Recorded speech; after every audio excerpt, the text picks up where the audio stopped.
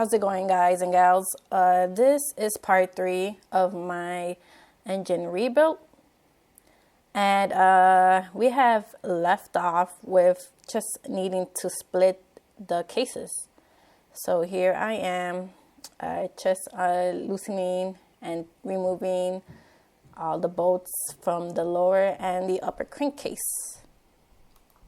And then once I did that, right here in this photo is exposed the lower crankcase. And right there's one part of the transmission. And just some more pictures of that. And then in the back there, it's the kickstart spindle. Just close-ups. As always, taking close-ups of the whole rebuild, you know, just for reference, and just so I can know where everything would go back when I put it back, you know. And that's the kickstart spindle, the inside part of it. And you can see on the bottom of this crankcase, there's oil and there's like dark blobs of who knows what, dirt and grease, you know, just compiled from use. Right here is the upper crankcase, and there's the other part of that transmission. And on that lower part, that's the crankcase. That thing is really heavy, and that is bolt on. Take a closer look right there. See those 4 bolts right there? Those are bolt on to keep the crankcase in place. Okay, and then there's just another photo of that upper crankcase. And then I loosen up those 4 bolts and remove the crankcase. This thing is really heavy. I don't know how many pounds, but I think it's probably the heaviest part on in the engine. And there is another photo on the side. And these are the bolts that hold that upper and lower crankcase. They're really dirty and just corrosion all over. And then this is the upper crankcase after removing the crankcase. The crankshaft. Sorry, when I moved the crankshaft and that other part of the transmission, and then that left exposed drum shift forks, and I'll zoom into that right here. There's 3 of them, and these little things, when you shift into gears, you know, these little things, they move in place, and it's so amazing how, you know, engines work. Like it's pretty cool how these engineers, you know, came up with all of this. And that's the side of the upper crankcase. And you can see right there on the left right here, that is the kickstart motor. And then I just kept taking pictures of the cases.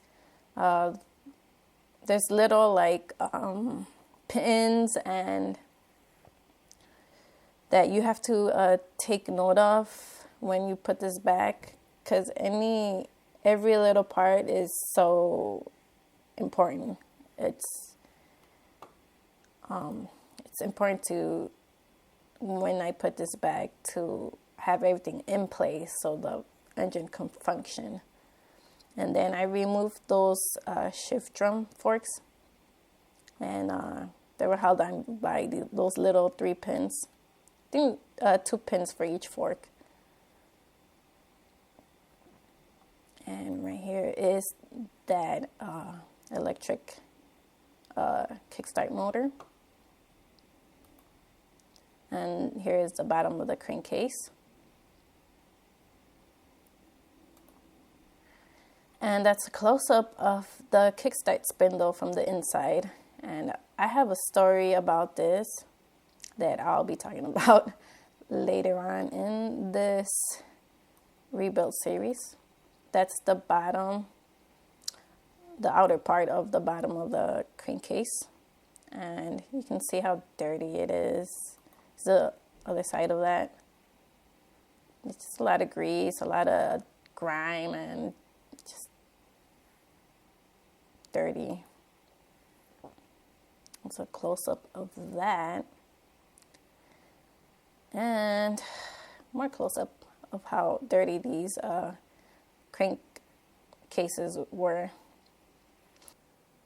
Hey guys, hope that'll be the end of part 3 of this engine rebuild slideshow.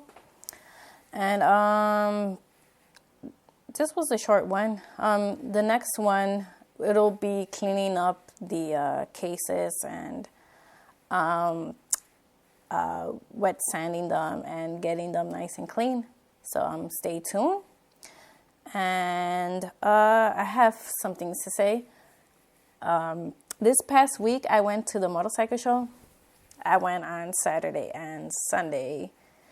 And I was going to record footage on Sunday, and I got caught in the moment, and I just forgot to take some footage of the whole thing.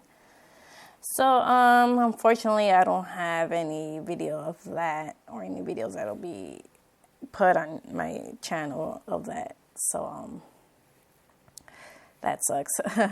And starting on Friday, and the next 4 to 5 days after that, we're going to be having highs of 50 degrees, and at one point it's going to go up to like 62 degrees, I think, on Saturday. So that's pretty amazing weather to be riding, and hopefully I'll get a couple of moto vlogs. So that's great news. And if you like this series, and just make sure to subscribe to my channel and stay tuned for more.